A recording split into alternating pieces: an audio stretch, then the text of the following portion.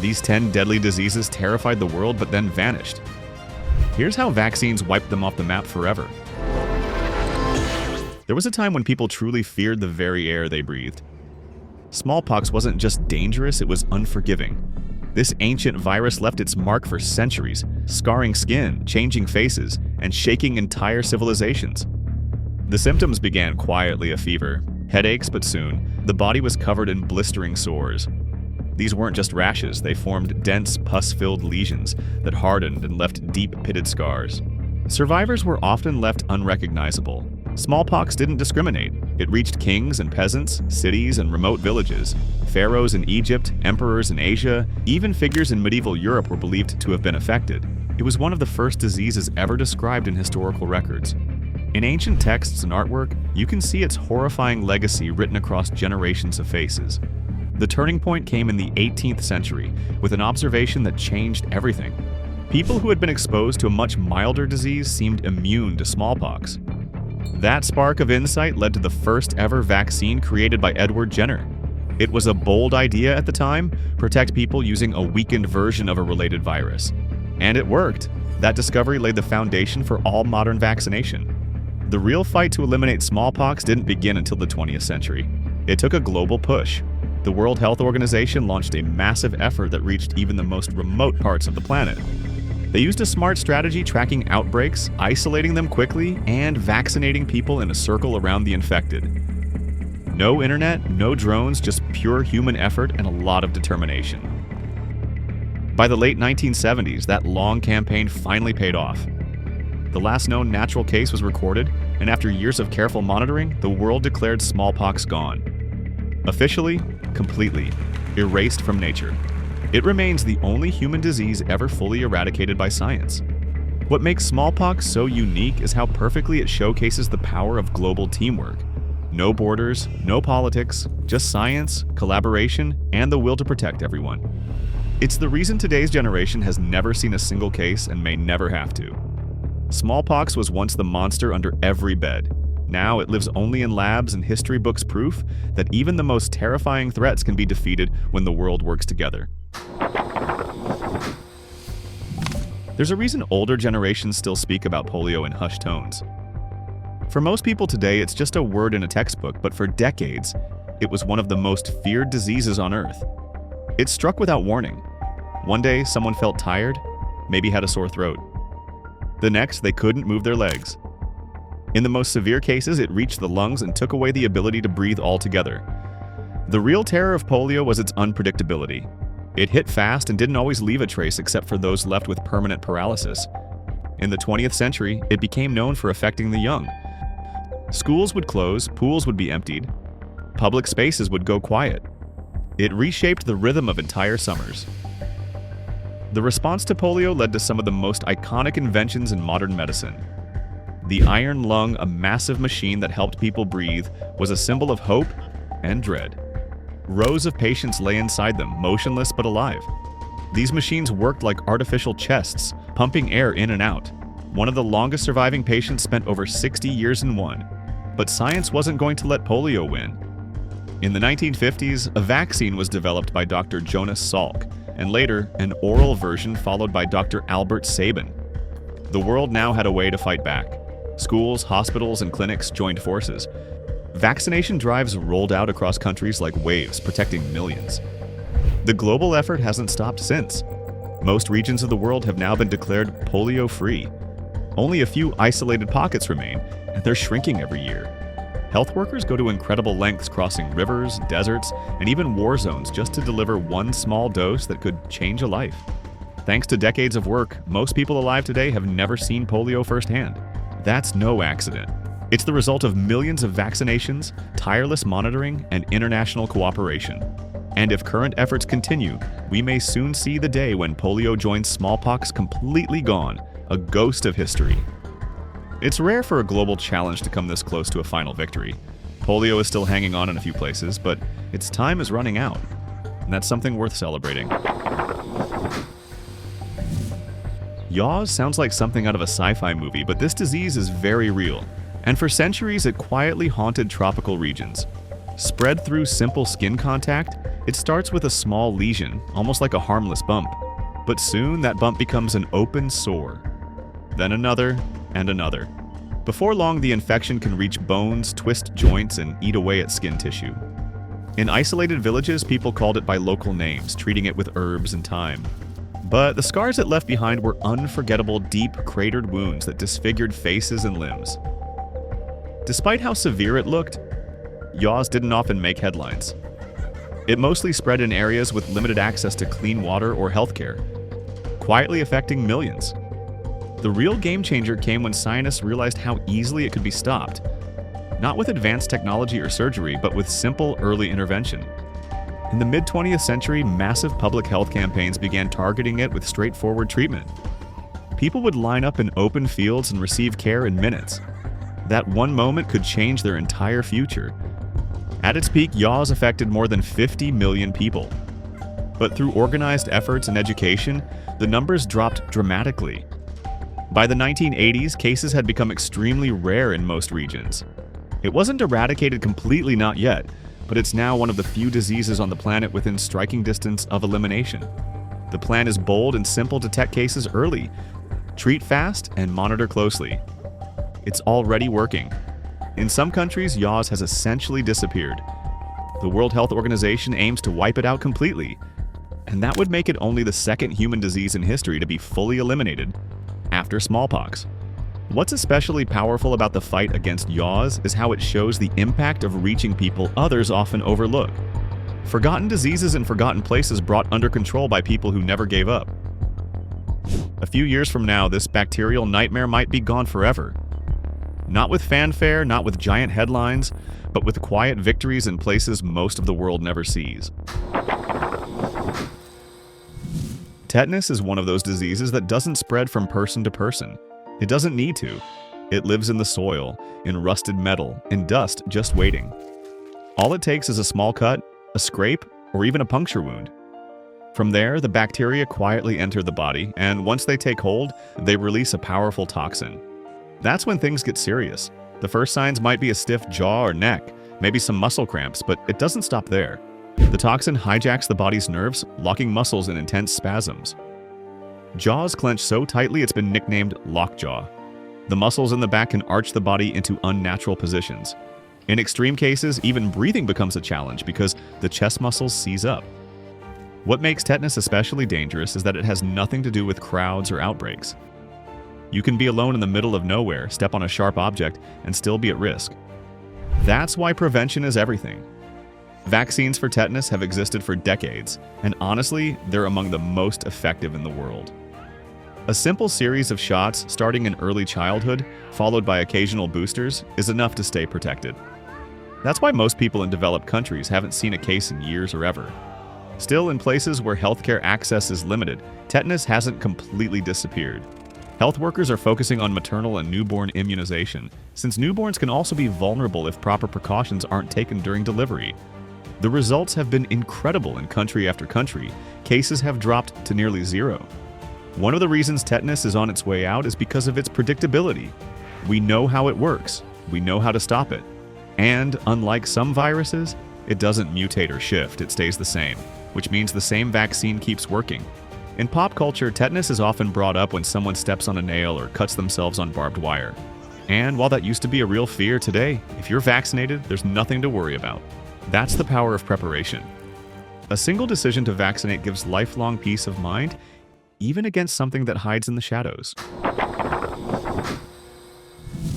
The name whooping cough doesn't sound too serious until you hear it. The intense, gasping fits that give the disease its nickname can last for minutes. It comes in waves. One moment the person is trying to catch their breath, the next they're coughing so violently it's hard to speak. Then, finally, that desperate, high-pitched gasp, the whoop. Pertussis, its medical name, is caused by a highly contagious bacterium that sticks to the lining of the lungs and airways. It creates toxins that damage the respiratory system, leading to relentless coughing fits that can stretch on for weeks. This isn't your typical cold. For many years, whooping cough was a global problem. It came in waves every few years, sweeping through towns, cities, and rural communities alike. There was no simple way to stop it. Cough syrups and bed rest weren't enough. It just had to run its course. The turning point came with the introduction of widespread immunization. The first vaccines introduced in the mid-20th century were game changers. Countries that adopted them saw massive drops in cases. In just a few years, a disease that once seemed unstoppable was pushed into retreat. Today, most people in vaccinated populations will never encounter a severe case of whooping cough. However, because immunity can fade over time, booster shots are important, especially for those in close contact with babies or vulnerable individuals. It's also why some health campaigns encourage teens and adults to get a quick update. Interestingly, whooping cough has made brief comebacks in some places, often when vaccination rates dip. That's a reminder of how important consistency is. The disease isn't gone, but in areas where vaccination is steady, it's controlled. Some viewers might remember the sound of whooping cough being used in movie scenes for dramatic effect. It's jarring, unforgettable, and for good reason. That sound used to echo through neighborhoods. Now, thanks to vaccines, it's mostly a memory. Pertussis teaches us something important even when a disease feels like it's fading. Staying alert keeps it from coming back. And just like that final breath after a coughing fit, protection is all about being ready before you need it. Diphtheria doesn't make a loud entrance. It starts like a common sore throat, maybe a bit of fever. But beneath that calm surface, it's doing something far more dangerous, building a thick gray coating deep inside the throat. That coating isn't just unpleasant. It can block airways, making it hard to breathe, swallow, or even speak. It's no surprise this illness was once called the strangler. Long before vaccines, diphtheria caused panic wherever it appeared. Quarantine signs would go up on doors. Streets would empty out. Even in major cities, fear of the disease could bring life to a halt. One of the most well-known moments in medical history, the 1925 serum run to Nome, Alaska, was sparked by a diphtheria outbreak. That's the same story that inspired the famous sled dog, Balto. The bacteria behind diphtheria doesn't just affect the throat. In some cases, it releases toxins into the bloodstream, which can reach the heart and nerves. That's where things become even more dangerous. The illness can cause serious complications, and recovery, even in mild cases, can take weeks. So what changed? Vaccines.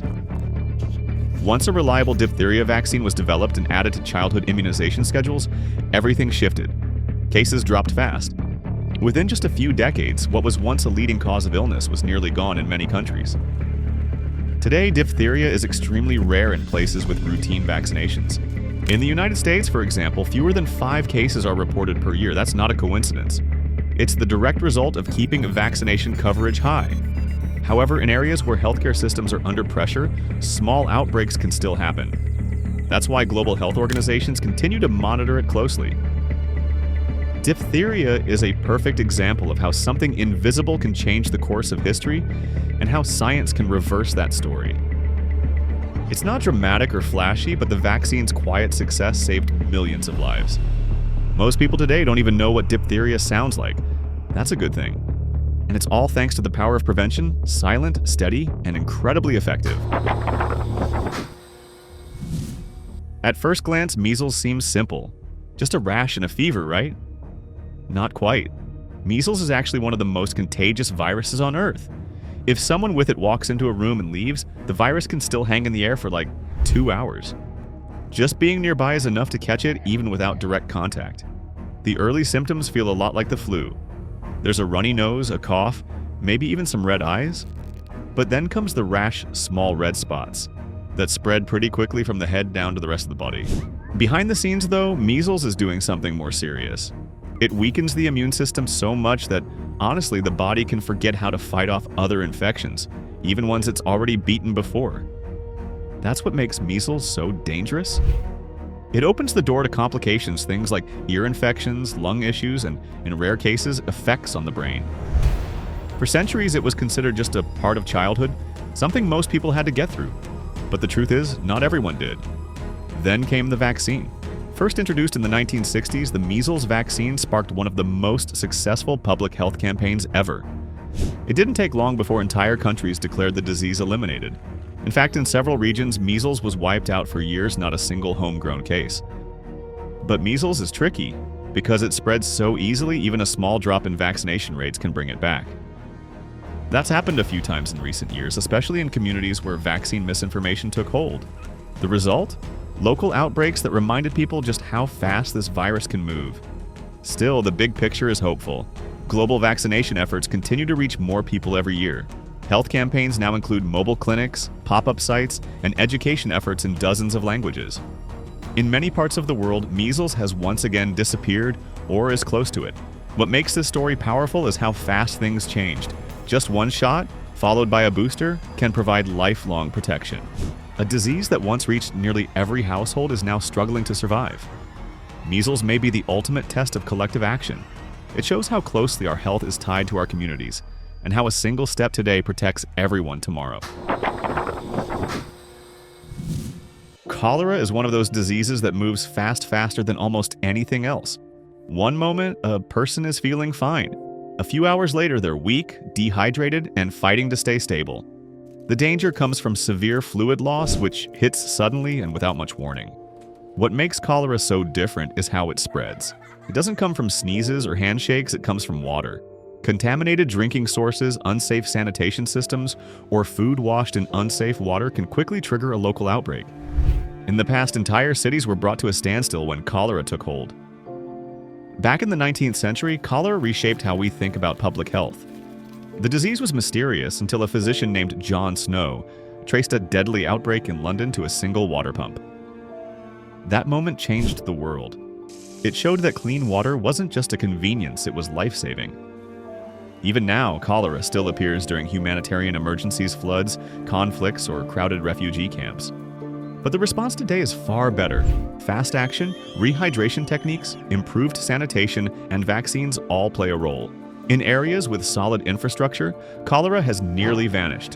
One of the most powerful tools in this fight is the oral cholera vaccine. It's easy to distribute, safe, and can help stop outbreaks before they grow. International health groups now stockpile it and send it where it's needed most often within days of a reported cluster. The number of global cases has dropped significantly. More countries than ever are seeing zero outbreaks year after year. In 2023, health leaders launched a new plan to eliminate cholera in dozens of at-risk regions by scaling up vaccination and clean water access, and it's already showing results. Cholera once caused chaos in some of the largest cities in the world. Now, thanks to coordinated public health efforts and better prevention, it's disappearing. It may still flare up during crises, but with each passing year, those outbreaks are smaller and shorter. Cholera teaches us a lot. It reminds us that health isn't just about medicine, it's about clean water, working plumbing, and global coordination. When those are in place, this once deadly threat has nowhere left to hide. Rubella, also called German measles, doesn't look very threatening on the surface. It often appears as a mild rash, a low fever, and a few swollen glands. Many people barely notice they've had it. But the real danger of rubella isn't the symptoms, it's the timing. If a person catches rubella early in life, they usually recover without a second thought. But when someone catches it during pregnancy, especially in the early months, it can lead to serious problems before birth. That's what made rubella a major public health focus, not because of how it affects the person who gets it, but because of its hidden effects. In the 1960s, a major rubella outbreak spread across the United States and parts of Europe. Hospitals were overwhelmed. Families were caught off guard. Scientists moved fast, and by the end of the decade, a vaccine was available. It was added to the standard MMR vaccine measles, mumps, and rubella given to children around the world. And that changed everything. Once countries adopted widespread rubella vaccination, the disease dropped off almost instantly. Entire generations grew up without ever seeing a case. The number of children born with complications tied to rubella fell dramatically. In many countries, rubella has now been completely eliminated. What's especially impressive is how quietly that victory happened.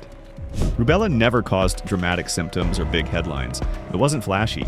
But eliminating it has had a huge impact, especially in protecting future generations. One reason rubella is still tracked today is because it can travel silently. Someone might carry the virus without realizing it. That's why health agencies continue to promote routine vaccination, especially for teenagers and anyone planning a pregnancy. The fight against rubella shows how prevention can be subtle but powerful. Most people don't even think about it anymore, which is exactly the point. A once common virus is now nearly invisible thanks to one simple shot given early in life. Rubella may not be loud or dramatic, but its story is one of quiet triumph.